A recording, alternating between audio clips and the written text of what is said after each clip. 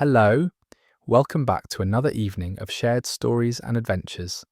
Tonight we're diving into the Upside Down, one more time to break down everything that happened in Stranger Things, Season 5, Volume 1.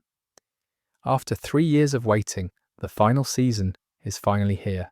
And honestly, those first 4 episodes did not disappoint. I'll be covering all the topics I can fit in for tonight, but there's definitely more to come when Volume 2 drops on Christmas Day. So we'll start with a quick recap of where Season 4 left us, just to set the stage. Then we'll move on to the Episode 1 flashback that changes everything, Holly Wheeler's abduction and Max's heartbreaking journey through Vecna's memories.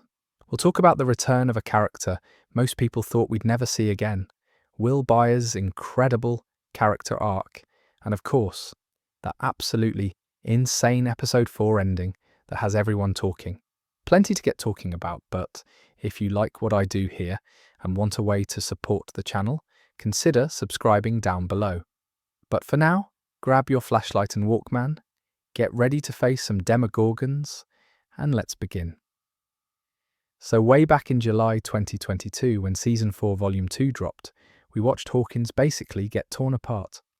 The final confrontation with Vecna was brutal, and even though our heroes technically survived, they definitely didn't win. Max Mayfield died, like clinically died. Her heart stopped. Lucas was holding her while she went, and it was one of the most devastating scenes in the entire series. 11 managed to bring her back using her powers, but Max didn't wake up.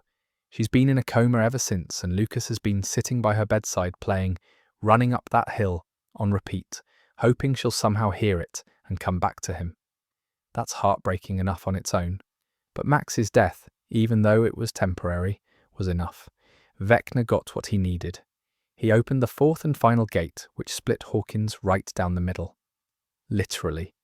A massive rift tore through the town, and the Upside Down started bleeding into the real world.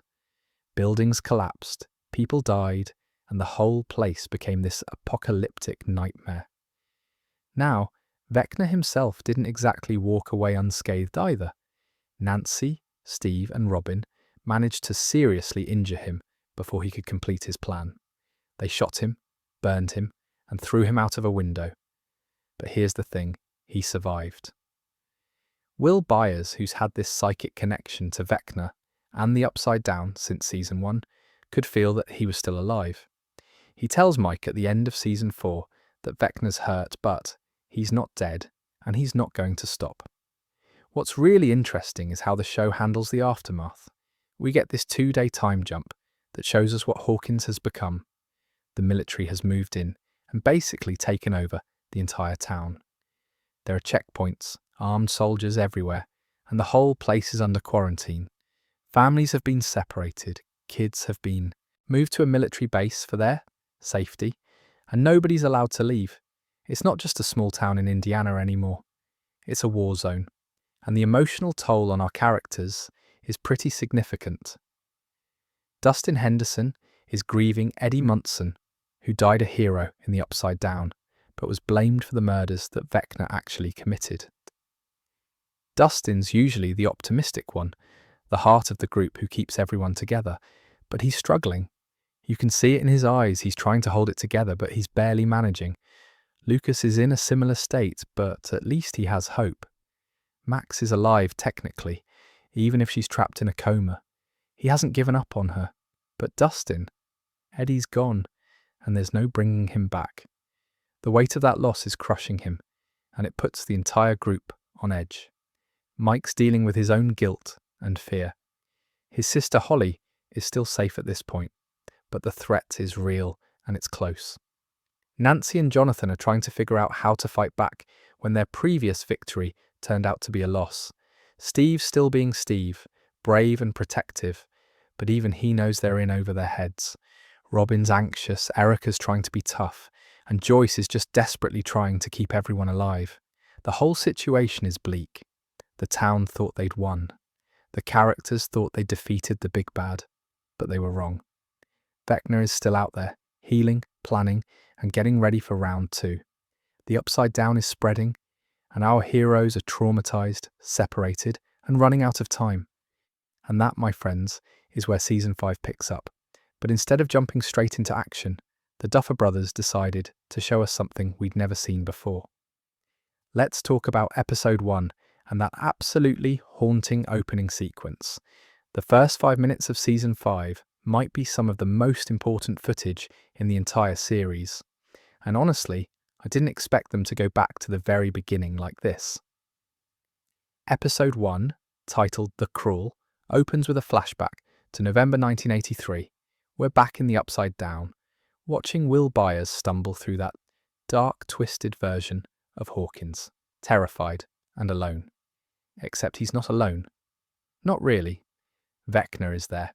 Henry Creel, whatever you want to call him. He's been there the whole time.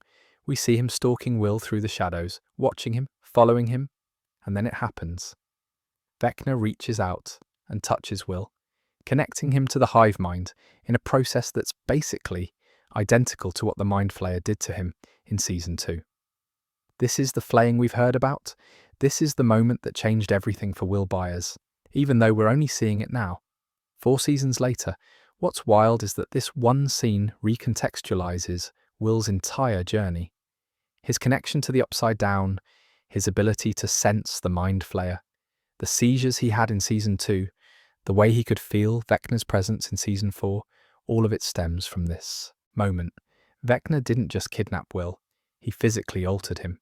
He changed Will's body at a cellular level, embedding a piece of the Upside Down into him, linking him permanently to the hive mind. Now, if you've seen Stranger Things, The First Shadow, the stage play that came out earlier this year, you might already know where this is going. The play reveals that Henry Creel himself went through something similar when he was a child. Young Henry was playing in a cave in Nevada, somehow ended up in a place called Dimension X, and was flayed by the Mind Flayer. That experience gave Henry his powers. It physically changed him, altered his blood and brain chemistry, and turned him into the psychic monster he'd eventually become. Dimension X, by the way, isn't the same thing as the Upside Down, which I honestly hadn't realised until recently. Dimension X is this pure primal dimension where the Mind Flayer originates. The Upside Down is more like a corrupted mirror of our world, shaped and controlled by Vecna after he was banished there. They're connected, obviously, but they're not identical. The important part is that exposure to these dimensions changes people. It gives them abilities, and Will, whether he knew it or not, has been carrying that potential inside him since he was 12 years old. According to the Duffer Brothers, this was always part of the plan.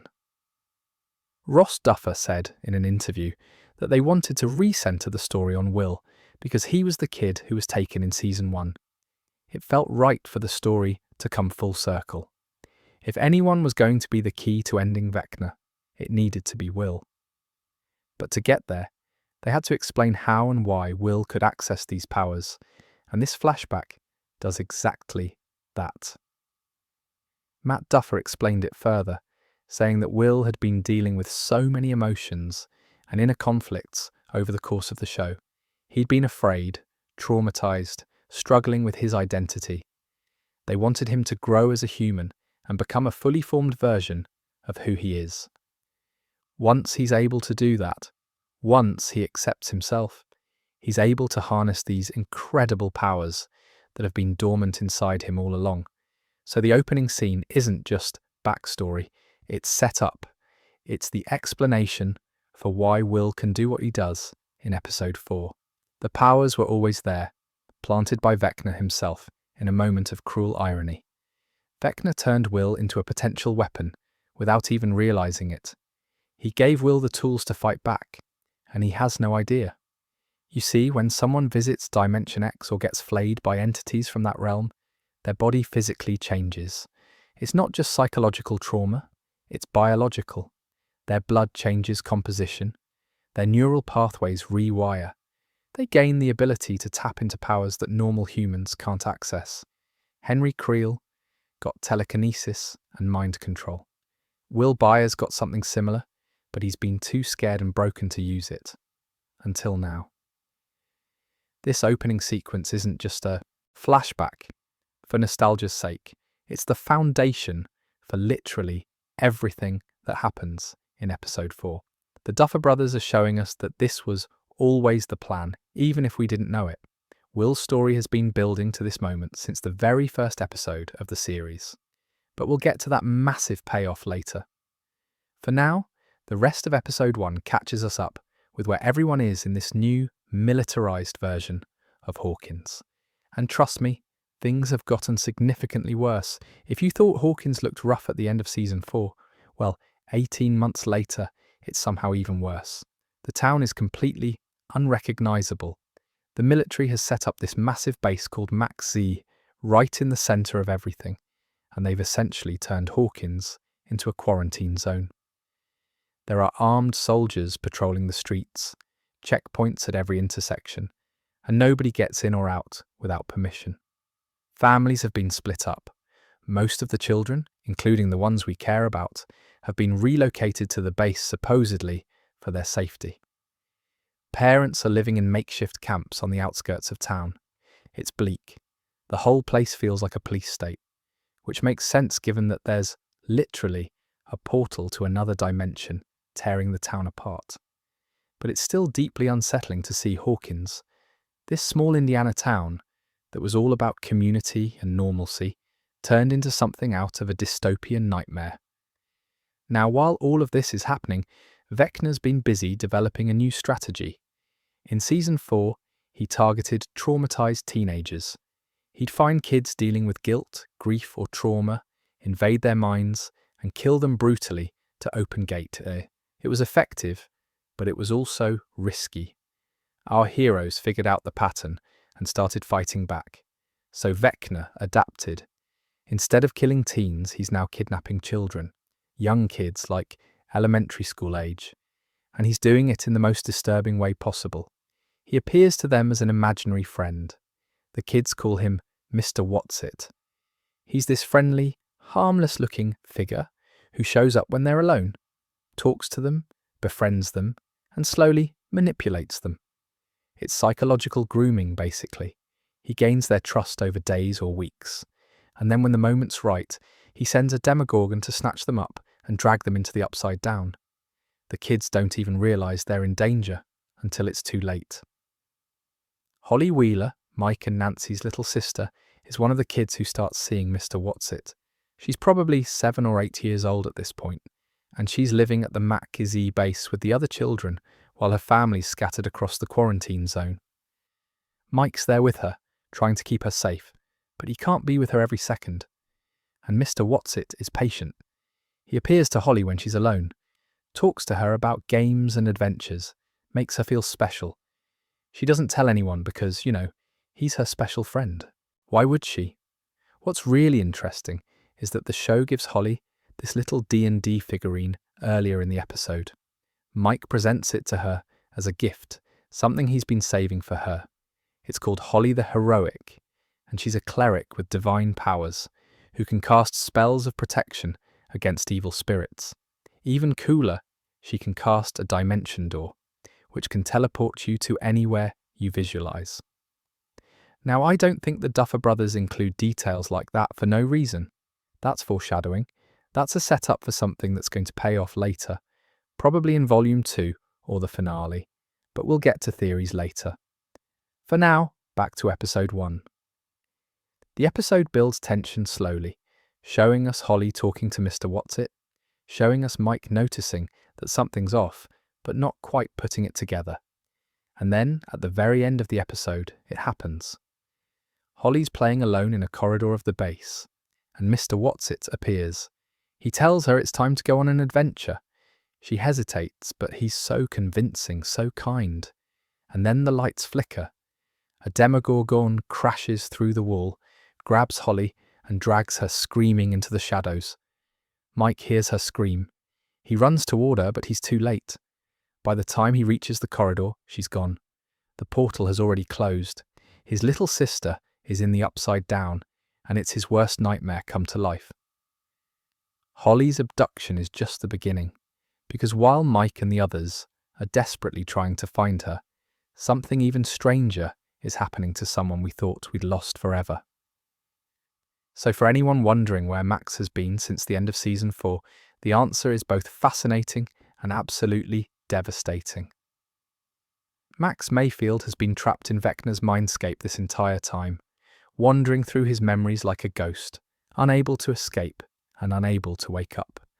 Her body is in a hospital bed at Maxi, technically alive, but completely unresponsive. But her consciousness, her mind, has been somewhere else entirely. Max remembers dying. She remembers Vecna breaking her limbs, crushing her bones, stealing her sight. She remembers Lucas holding her, crying, begging her to stay. And then she remembers nothing. There's this gap, this void where her actual death happened. She doesn't remember 11 bringing her back. She doesn't remember her heart restarting. What she remembers instead is waking up in the rainbow room, surrounded by the still lifeless bodies of the other children who once lived there. The ones Henry Creel killed when he was just a kid himself. It felt like waking up inside someone else's nightmare. She ran through the hallways of Hawkins' lab, desperate to find an exit, and when she finally pushed through the doors at the end of the corridor, she didn't find freedom. She found Hawkins High School, but not the version she knew. This was Hawkins High in 1959, 30 years before she was even born. The hallways were full of teenagers in old-fashioned clothes, and there was a flyer on the wall for the school play, Oklahoma, with a very clear mention of Henry Creel's name. If you've seen Stranger Things, the first shadow, the stage play, you'll recognize this time period immediately.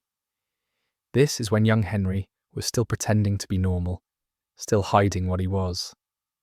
Max kept moving through these memories, walking from one scene to another like she was flipping through a photo album of Vecna's life. She saw moments from the 1950s, glimpses of Henry's childhood, fragments of his transformation into the monster he'd become. She wasn't just trapped in one location, she was trapped in his entire history, all of it bleeding together in this surreal, nightmarish landscape. But here's the thing that gives her hope.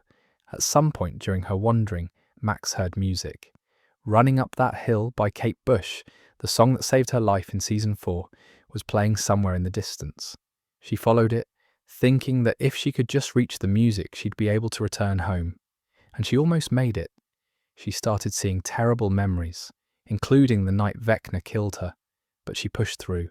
She saw a portal to the real world, a doorway back to her body, and on the other side was Lucas sitting by her hospital bed, playing the song for her. The music stopped. In the real world, the cassette tape had reached the end. Lucas didn't notice.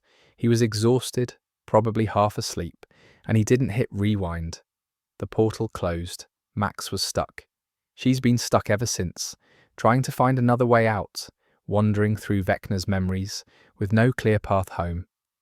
Episode 3 is when we finally see Max again, and it's through Holly Wheeler's eyes. Holly, freshly abducted and terrified, finds herself in this strange desert landscape that doesn't make any sense. It's hot, barren, and completely wrong. She's not in Hawkins anymore. She's not even in the Upside Down, not really.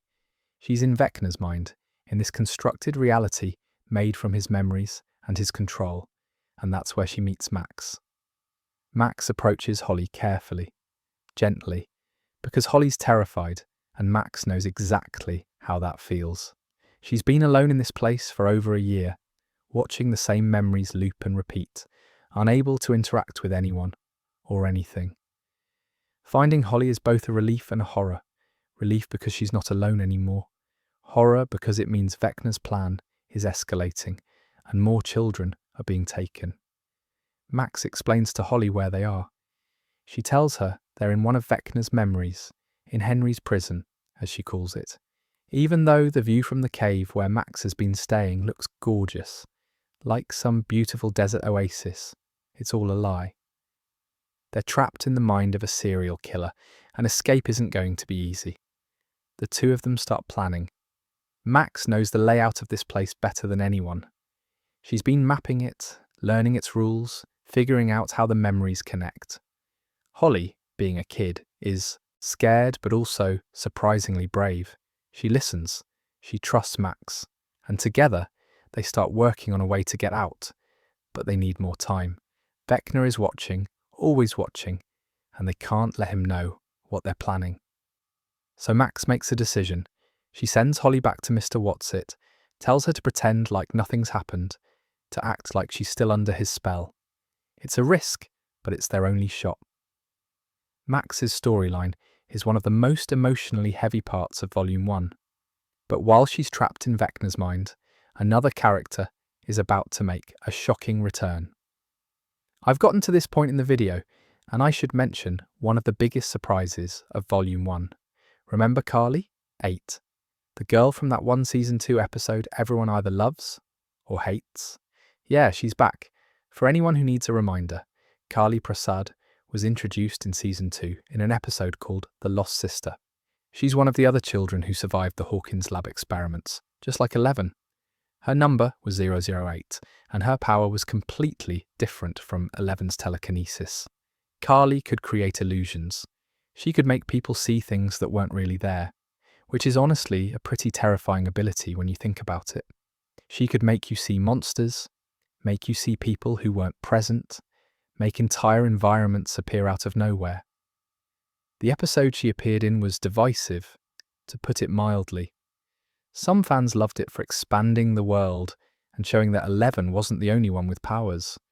Other fans hated it because it pulled us away from the main Hawkins storyline. Right when things were getting intense, the Duffer Brothers basically admitted that the episode didn't work the way they wanted it to, and Carly disappeared after that. She was never mentioned again. Most people, including me, assumed we'd never see her again. We were wrong.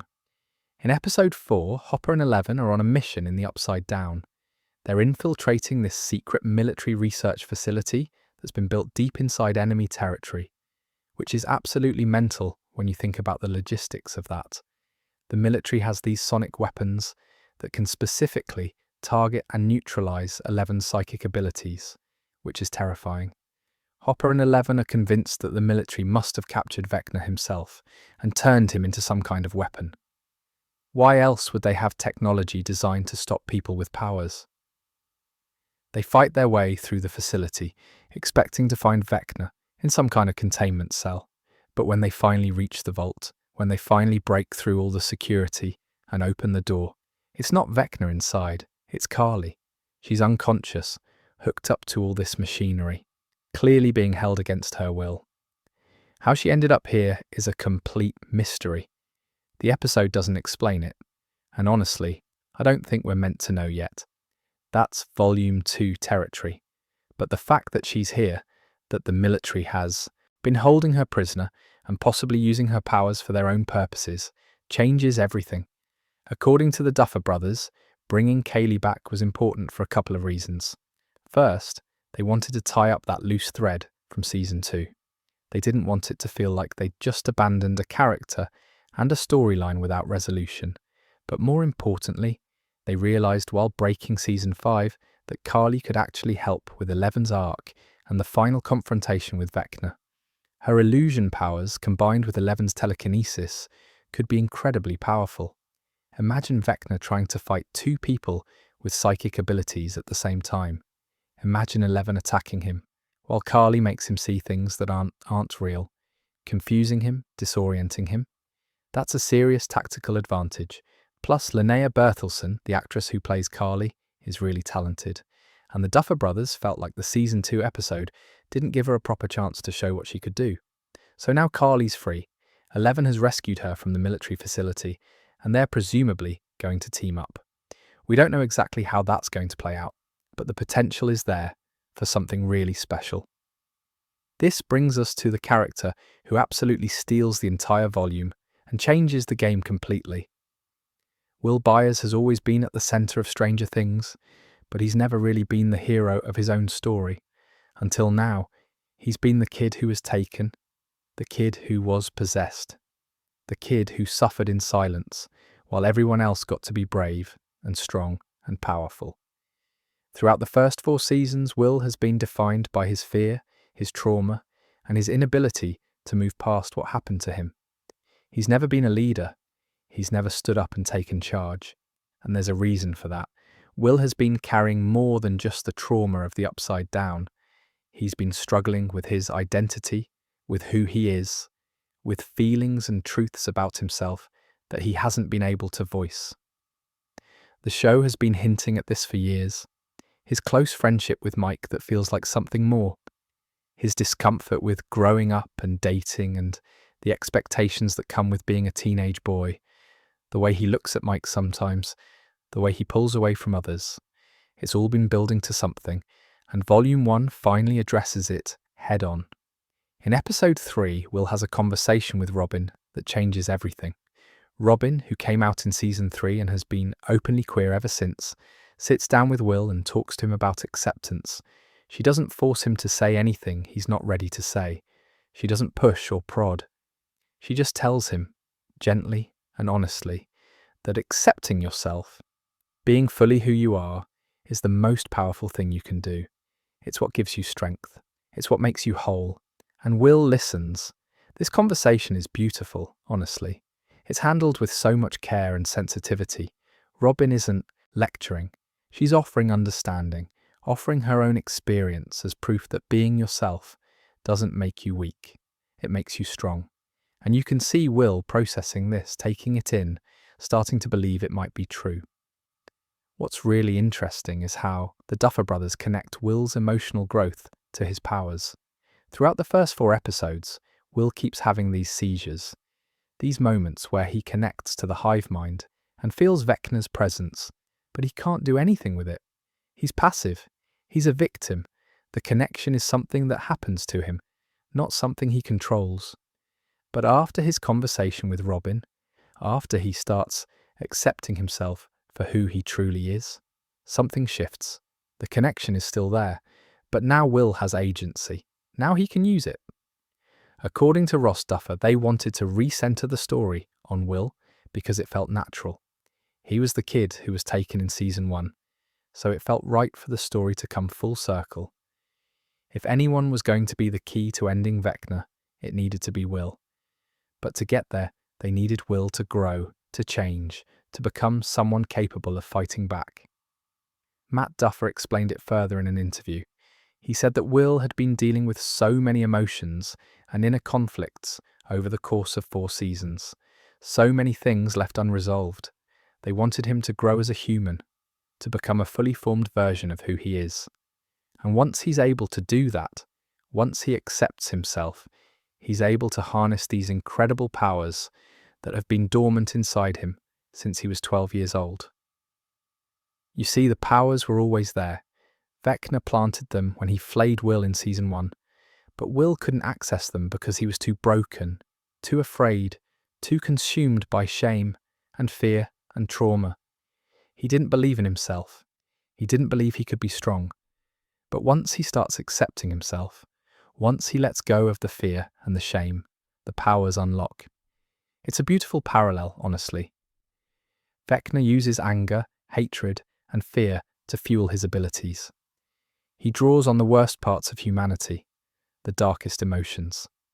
But Will uses love, acceptance, and connection. He draws on happy memories, on friendship, on the parts of himself that are good and true. And that makes all the difference. Will's arc in Volume 1 is everything the show has been building toward. And in Episode 4, it all pays off in the most spectacular way possible. Episode 4, Sorcerer, is basically the Duffer Brothers saying, "You thought Season 4 was intense? Hold my ego." This episode is the longest of Volume 1, and it's absolutely packed with action, revelations, and the kind of blockbuster set pieces that most TV shows couldn't pull off. It's the payoff for everything that's been building across the first 3 episodes, and it does not hold back.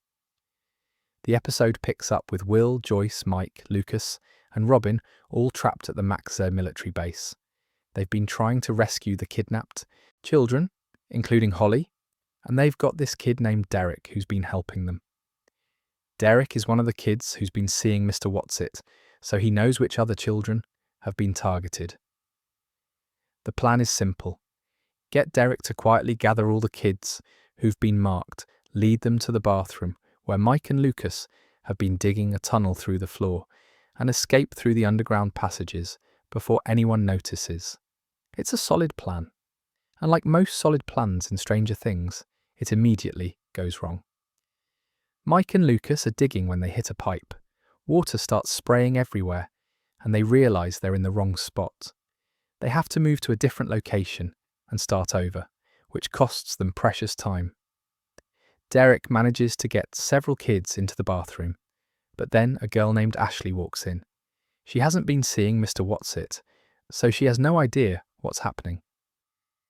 She sees Mike and Will trying to contain the burst pipe, sees all these kids gathered in a bathroom for no apparent reason, and immediately runs to alert the guards. The military breaks the door down and arrests everyone. Will, Mike, Joyce and Derek are all taken into custody. The other kids scatter. Some make it through the tunnel to Murray's truck outside. 2 others run through the passages with Lucas, trying to find another way out. It's chaos, and that's when Vecna makes his move. He steps through the main portal at the centre of Hawkins. Not a Demogorgon, not the Mind Flayer. Vecna himself, in the flesh, walking into the real world for the first time. His appearance is genuinely terrifying. He's massive, powerful, and completely unbothered by the military's weapons. Bullets bounce off him like rain. He tosses trucks with a flick of his wrist. He manipulates fire, rips through buildings, kills soldiers instantly just by looking at them. The base descends into absolute pandemonium. Peak Stranger Things. No notes. The action sequence that follows is easily the best part of Season 5 so far. There's this long tracking shot, a proper one-take owner, that follows the characters as they run through the base trying to survive. Soldiers are firing at Demogorgons. Demogorgons are tearing through walls and ceilings. Explosions are going off. And our heroes are right in the middle of it all. The cinematography is incredible. It feels like a big-budget action movie, not a TV show. The Duffer Brothers clearly put every dollar of their budget into this sequence, and it shows. Vecna's not just attacking randomly either. He's looking for specific children, the ones he's been grooming through Mr. Whatsit. He wants to complete his collection, to take them all into the Upside Down for whatever dark purpose he has planned. And the military, for all their weapons and training, can't stop him. They're completely outmatched. Inside the base, Mike, Will, Joyce, Derek, Robin and Lucas are all separated, all trying to survive, all desperately searching for the kids. They're supposed to be protecting. Demogorgons are everywhere. The creatures are flying now, by the way, which is a new nightmare. They swoop through corridors, crash through windows, and attack from above. Imagine being trapped in a building with flying monsters that want to eat you. I'd actually be terrified. Will is with Mike and Joyce when the Demogorgons corner them. There's no escape. The creatures are closing in from all sides, and there's nowhere to run. Mike is trying to protect Joyce. Joyce is trying to protect the kids, and Will is frozen, overwhelmed by the chaos and the noise and the connection he feels to the hive mind. And then something happens. Will drops to the ground, screaming in pain. His body seizes up, his eyes roll back, and he's suddenly connected to Vecna in a way he's never been before. The hive mind is right there, right on top of him, and Vecna's voice fills his head. Vecna taunts him, mocks him, calls him weak and broken and useless. He tells Will that he's the perfect vessel, the perfect puppet, because he's never been strong enough to fight back. Will has always been the victim, always been the scared little boy hiding in the Upside Down, waiting for someone else to save him. But this time, Will doesn't listen. He thinks about Robin's words. He thinks about Castle Byers, the fort he built as a kid. He thinks about his friendship with Mike, the good memories, the happy moments. And instead of drowning in fear and pain like he's always done before, Will pushes back. The Demogorgons stop mid-attack. They freeze in place, confused, as if they've lost their connection to the hive mind. And then, slowly, they start to rise off the ground. Will is lifting them telekinetically, using Vecna's own power against him. The creatures float helplessly in the air, their bodies twisting and contorting, and then Will breaks them. He snaps their limbs, crushes their skulls, tears them apart with nothing but his mind. It's the exact same method Vecna used to kill his victims in Season 4. That brutal bone-breaking technique, except now Will is using it to save his friends. Blood drips from Will's nose, just like it does when Eleven uses her powers. And just when you think things can't get any more intense, just when it looks like our heroes might actually survive this nightmare, the episode cuts to black on the biggest cliffhanger of the entire series. This is it. This is the moment the entire season has been building toward, and honestly, it did not disappoint. But let's break down exactly what's happening here. Because Will's powers aren't as simple as just suddenly having abilities like 11. There's actually some really fascinating lore at play, and understanding it is crucial for predicting what might happen in Volume 2. So Will has powers now. That much is obvious from the way he absolutely destroys those demogorgons in Episode 4.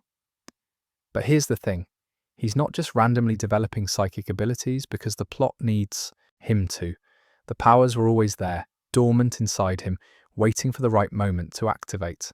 And that moment came from the very first episode of the series, back in November 1983, when Vecna flayed him in the Upside Down. Remember that opening flashback in Episode 1? That wasn't just nostalgia. That was the explanation for everything. When Vecna touched Will, when he connected him to the hive mind, he physically altered Will's body. This isn't psychological trauma we're talking about, it's biological. Will's blood changed composition, his neural pathways rewired themselves. He gained the ability to tap into powers that normal humans can't access, but he's been too scared and too broken to use them until now. The parallel here is Henry Creel himself. According to Stranger Things, the first Shadow, the stage play that explores Henry's backstory, young Henry went through something very similar when he was a child. He was playing in a cave in Nevada, somehow ended up in a place called Dimension X, and was flayed by the Mind Flayer. That experience gave Henry his powers. It turned him into the psychic monster he'd eventually become. Now, Dimension X and the Upside Down aren't the same thing, which I honestly hadn't realised until I started digging into the lore. Dimension X is this pure primal dimension where the Mind Flayer originates. It's the source, the origin point of all this dark energy and these monsters. The Upside Down, on the other hand, is more like a corrupted mirror of our world. It's been shaped and controlled by Vecna after he was banished there in 1979. They're connected, obviously, but they're not identical.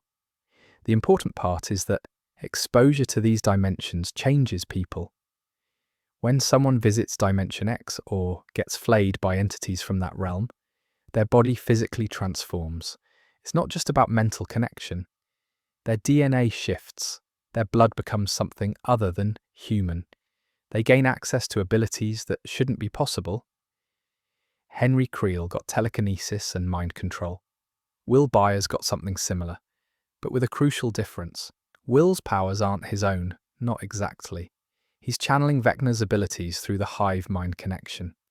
He's basically acting as a conduit, a puppeteer controlling the strings that Vecna himself uses to control the demogorgons and other creatures. According to Ross Duffer, explaining how this works in an interview with Variety, Will is able to channel Vecna's powers, but the powers aren't within him the way Eleven's are within her. He's tapping into the hive mind and using it like a weapon, turning Vecna's own tools against him. It only works when the hive mind is close, when Vecna or his creatures are nearby. Will can't just randomly use telekinesis whenever he wants. He needs the connection to be active. Matt Duffer added that all the powers are related. Vecna and Eleven's abilities come from similar sources. They're just accessed differently. Vecna got his through exposure to Dimension X and the Mind Flayer. 11 got hers through laboratory experimentation and genetic manipulation. Will got his through being flayed and connected to the hive mind. Different paths, same destination. But there's another component to all of this, and it's the most important part. The emotional component. Vecna uses anger, hatred, and trauma to fuel his abilities. He draws on pain and suffering and fear.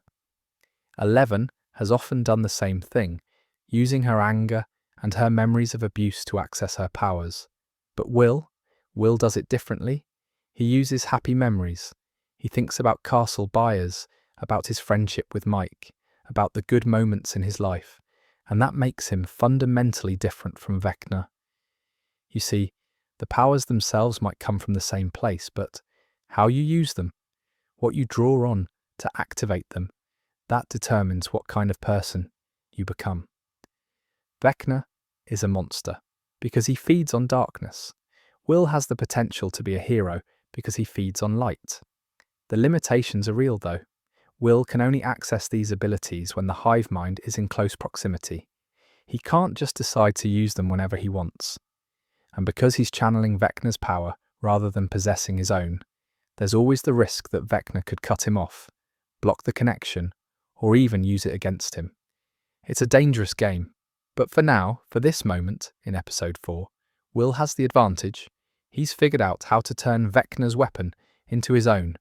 He's proven that he's not weak, not broken, not a victim anymore. And that changes everything for the final confrontation that's coming in Volume 2. Understanding how Will's powers work is crucial for predicting what might happen next. Because if he can channel Vecna's power, that opens up some really interesting possibilities. Vecna learned from his mistakes in Season 4.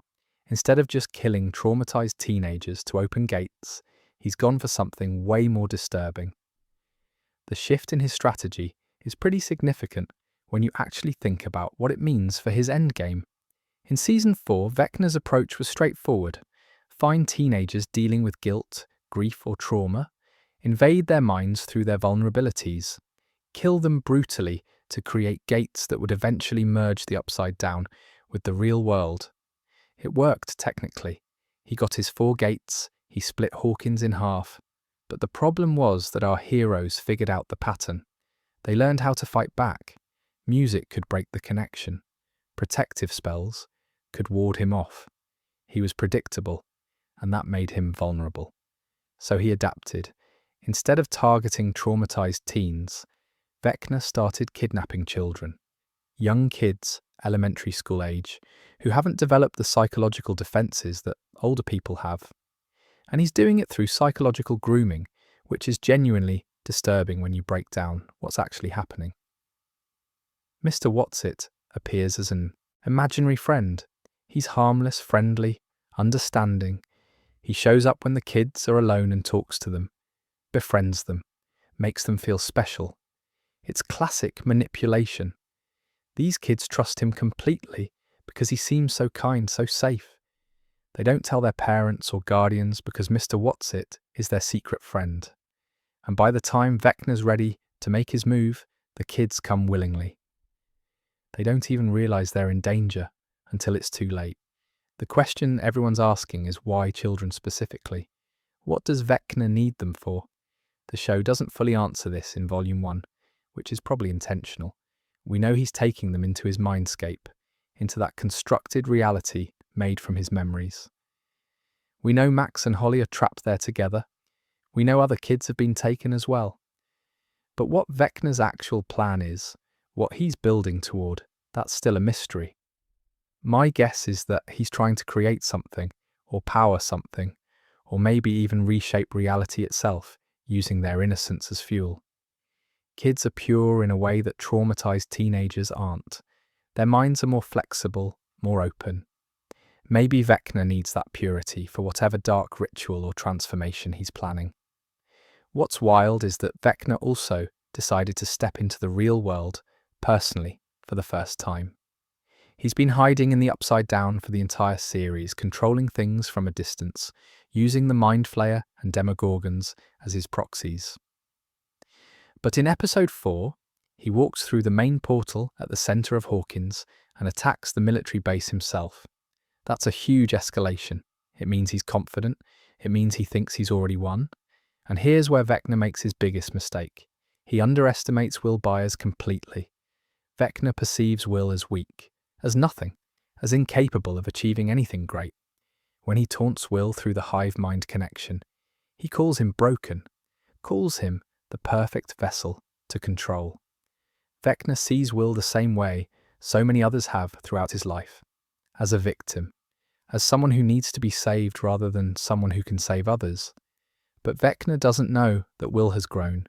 He doesn't know about the conversation with Robin, about Will's journey towards self-acceptance, about the strength that comes from embracing who you truly are.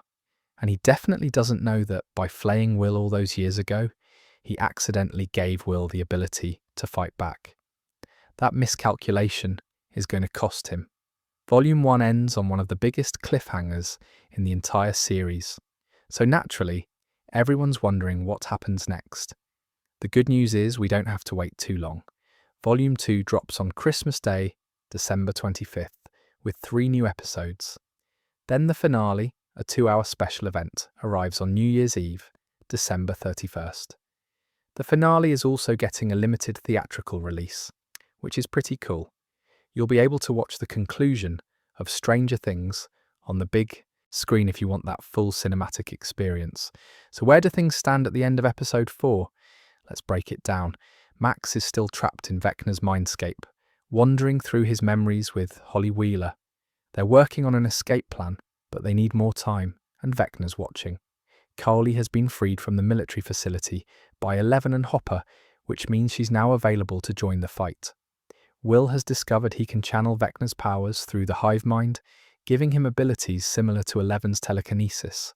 Mike, Lucas, Robin, Joyce, Dustin, Nancy, Steve and Jonathan are all scattered but alive. The team-up potential here is massive. Finn Wolfhard, who plays Mike, mentioned in an interview that they basically have 2 11s now. Garton Matarazzo, who plays Dustin, added that having 2 superpowered friends is objectively terrifying to Vecna and puts everyone on more of an even playing field. But it's not just 2. If Carly joins the fight with her illusion powers, that's 3 people with psychic abilities working together. 11 with telekinesis, Will channeling the hive mind, and Carly making Vecna see things that aren't real. That's a serious tactical advantage.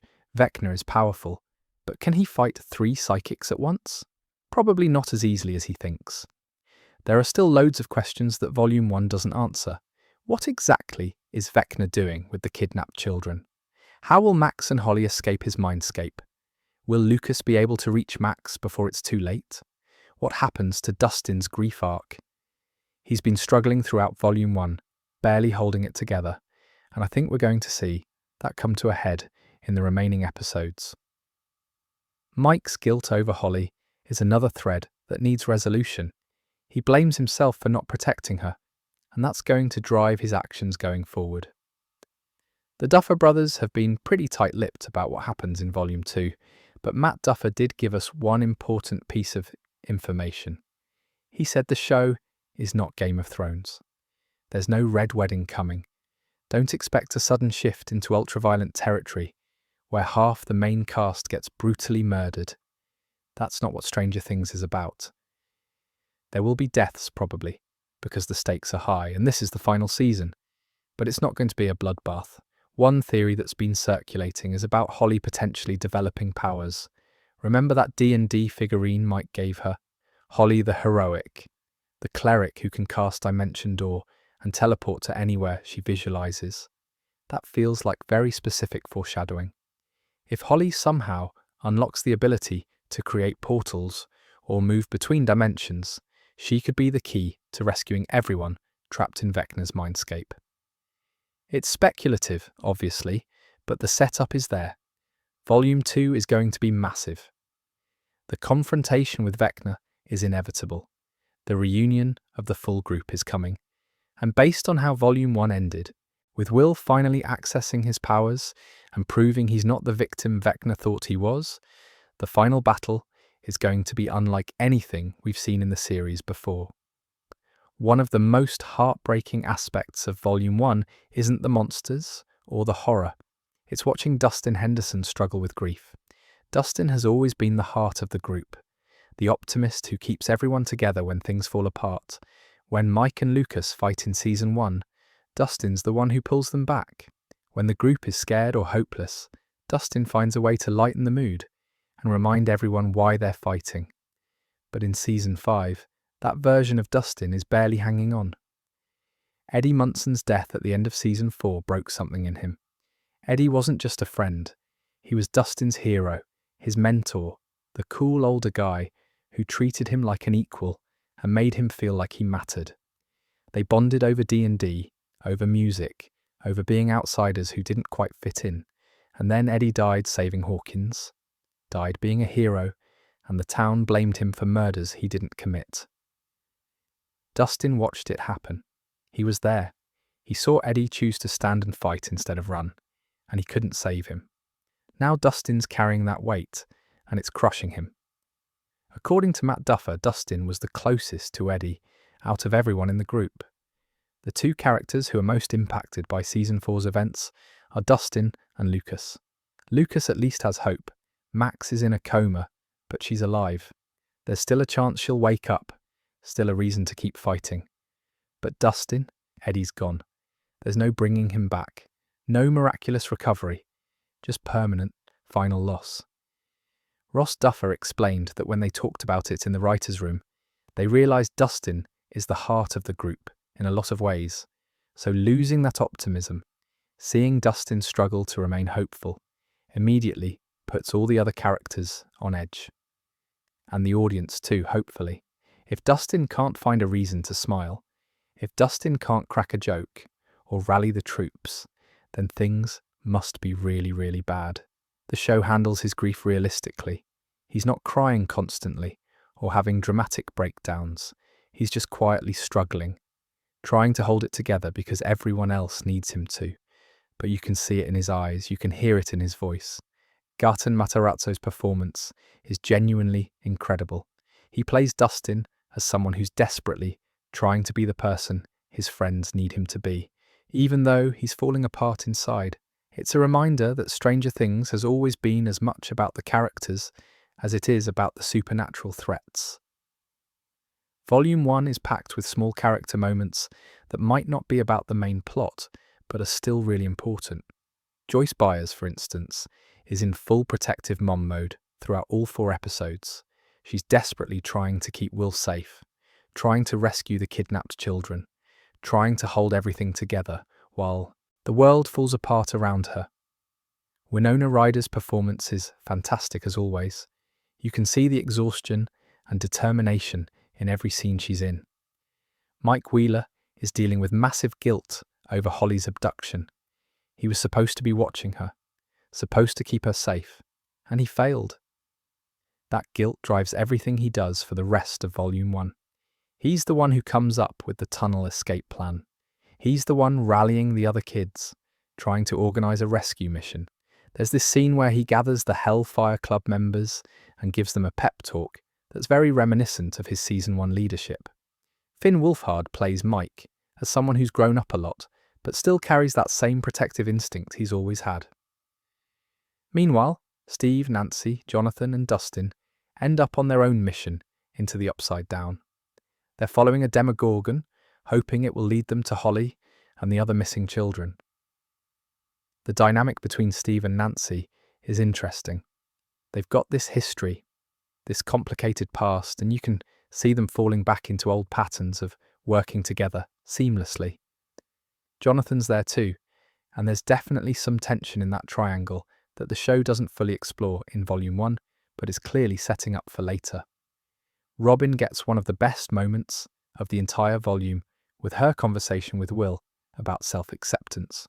Maya Hawke plays Robin with such warmth and understanding. She doesn't push Will to say anything he's not ready to say.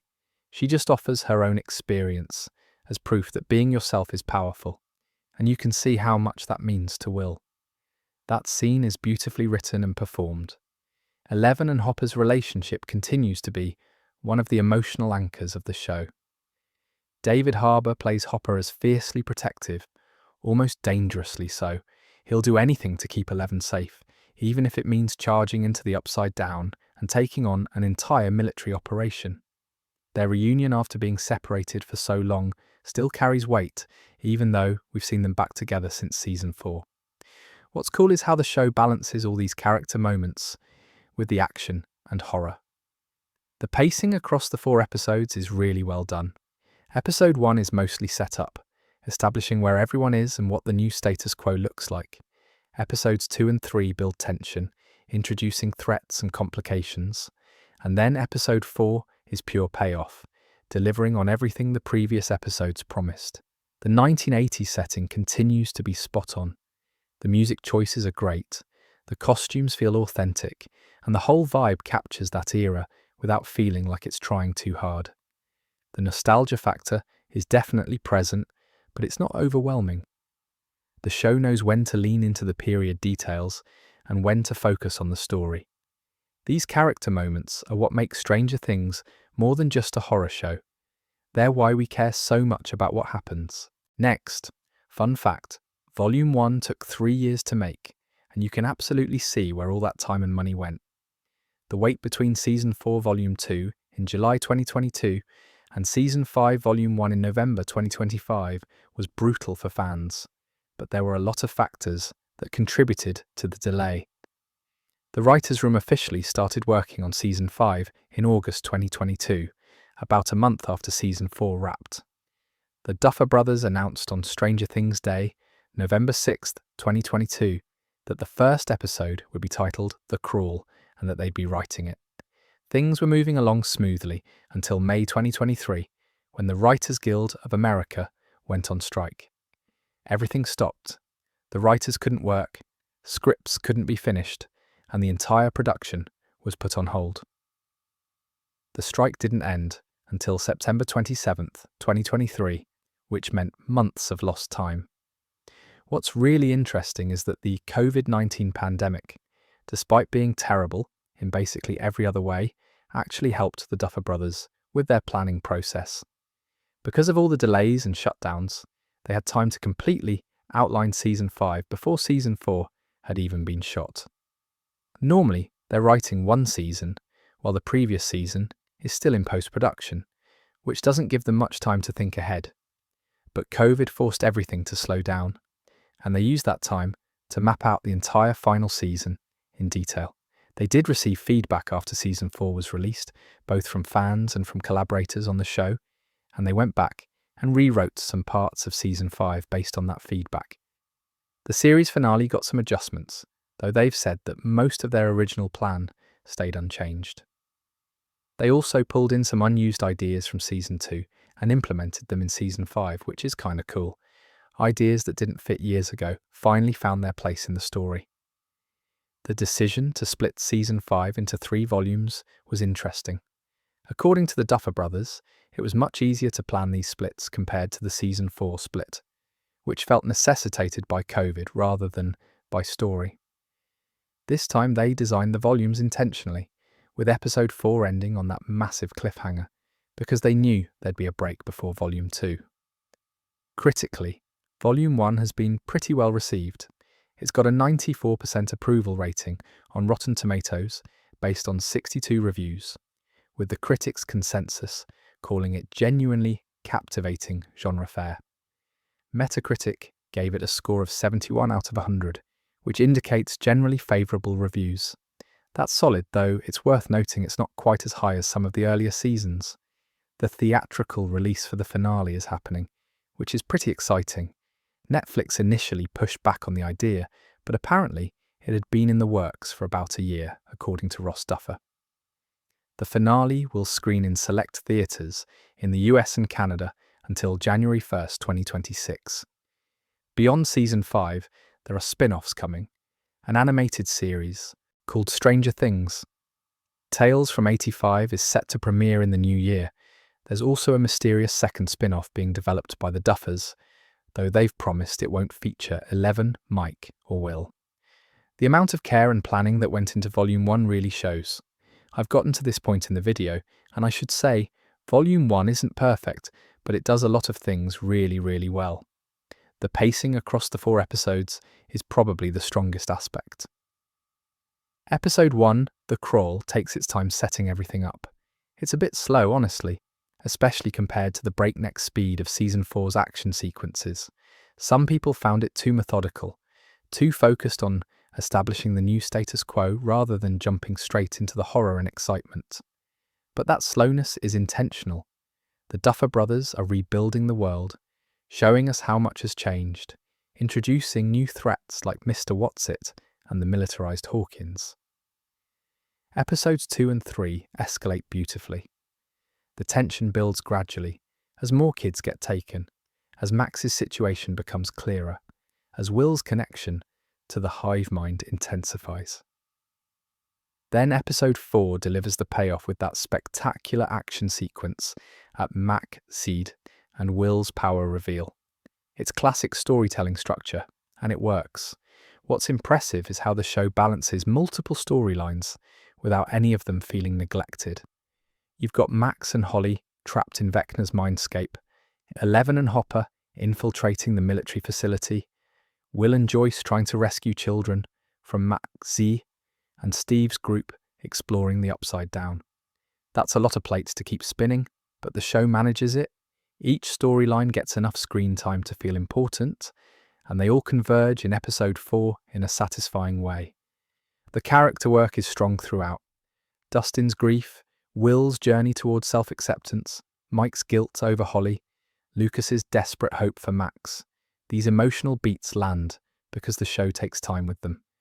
It's not just action and horror. There's real human drama happening, and that's what makes us care about the supernatural threats. Nostalgia is definitely present, but the show doesn't rely on it too heavily. The 1980s setting feels authentic rather than performative. The music choices are great without being obvious. The references to the earlier seasons, like going back to Will's original abduction or bringing back Carly, feel earned rather than forced. What's divisive is mostly the runtime and pacing of episode 1. At around 80 minutes, it's long, and not a lot happens in terms of action. If you're expecting season 4's intensity right out of the gate, you might be disappointed.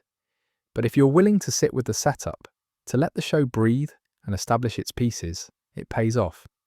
The critical reception reflects this. A 94% on Rotten Tomatoes is excellent, and the consensus about it being genuinely captivating is fair. The Metacritic score of 71 is solid, though. It suggests some critics had reservations. When you read the reviews, most of the criticism centers on pacing and the decision to split the season into 3 parts. Some reviewers feel like the constant cliffhangers are manipulative, designed to keep people subscribed to Netflix rather than serving the story. That's a valid criticism, I guess, but I think the splits work narratively. What Volume 1 does exceptionally well is set up the endgame. It recenters the story on Will, gives us massive revelations about his powers and Vecna's plan, reunites us with Carly, and establishes the stakes for the final confrontation. It's not just treading water or stretching out the story, it's building towards something, and you can feel that momentum. Volume 1 does exactly what it needs to. It sets up the endgame, gives us massive revelations, and leaves us desperate for more. Now that we've seen Volume 1, everyone's got theories about how this whole thing ends. So let's talk about some of the most interesting ones, starting with the most obvious bit of foreshadowing in the entire volume. Holly Wheeler is getting powers. I'm calling it now. That D&D figurine Mike gives her in episode 1 is way too specific to be throwaway flavour. Holly the Heroic is a cleric who can cast Dimension Door, which allows her to teleport to anywhere she visualises. That's not a random detail. The Duffer Brothers don't include stuff like that unless it's going to pay off later. And where is Holly right now? Trapped in Vecna's mindscape with Max, desperately trying to find a way out. If she suddenly develops the ability to create portals or move between dimensions, she could be the key to rescuing everyone. Think about it. Max has been wandering Vecna's memories for over a year, trying to find an escape route. She's mapped the place, learned its rules, but she hasn't found a way out. What if Holly, being younger and more innocent, has access to abilities that Max doesn't? What if her mind is flexible enough to bend Vecna's constructed reality in ways that older people can't? Max's escape is definitely coming in Volume 2. The show's not going to leave her trapped forever, and Lucas has been playing Running Up That Hill on repeat, hoping she'll hear it again. My guess is that Holly and Max will work together, combining Holly's potential powers with Max's knowledge of the mindscape, and they'll break out right when the final battle is happening. Max waking up and rejoining the fight would be a massive moment. The Will versus Vecna confrontation feels inevitable at this point. Ross Duffer literally said that if anyone was going to be the key to ending Vecna, it needed to be Will. That's about as clear a statement of intent as you can get. The story started with Will being taken. It needs to end with Will being the one who defeats Vecna. The parallels are too perfect. The setup is too strong. It's happening. What's really interesting is the 3-powered hero's advantage. 11 with her telekinesis, Will channeling the hive mind, and Carly with her illusions. That's a team that can actually challenge Vecna in ways he's not prepared for. He's fought 11 before, and he knows her abilities. But Will? Vecna completely underestimated him. And Carly? She's a wild card. Imagine Vecna trying to fight while Carly makes him see things that aren't real, confusing him, while 11 attacks physically, and Will disrupts his connection to the Demogorgons. That's a serious tactical advantage. As for deaths, Matt Duffer promised no red wedding, which means we're not getting a massacre. But someone's probably going to die. The stakes are too high for everyone to make it out alive. If I had to guess, I'd say one of the older teens is at risk. Steve has had multiple fake-out death scenes. Nancy's been in danger constantly. Jonathan's been somewhat sidelined, which could mean he's being set up for something big. I hope I'm wrong, honestly, but this is the finale. Sacrifices feel inevitable. Vecna's fate is harder to predict. Does he get killed, redeemed, trapped forever in some dimension? I think he probably dies, but in a way that costs our heroes something significant. Maybe Will has to sacrifice his connection to the hive mind permanently. Maybe 11 loses her powers in the final battle. There's going to be a cost. The Upside Down itself needs resolution. Does it get destroyed? Sealed away? I think it gets sealed, probably permanently, which would explain why there can be spin-offs set in this world without the constant threat of monsters invading. We won't know for sure until Volume 2 drops on Christmas Day, but the setup is absolutely there for an epic conclusion.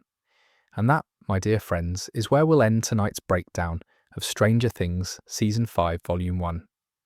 We've covered the opening flashback that explains Will's powers, Holly's abduction, and her journey with Max through Vecna's memories, Carly's surprising return, and that absolutely spectacular Episode 4 ending, where Will finally fights back.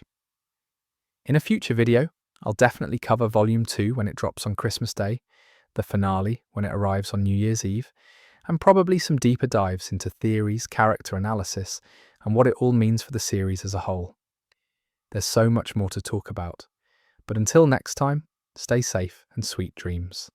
And maybe keep the lights on. You know, just in case.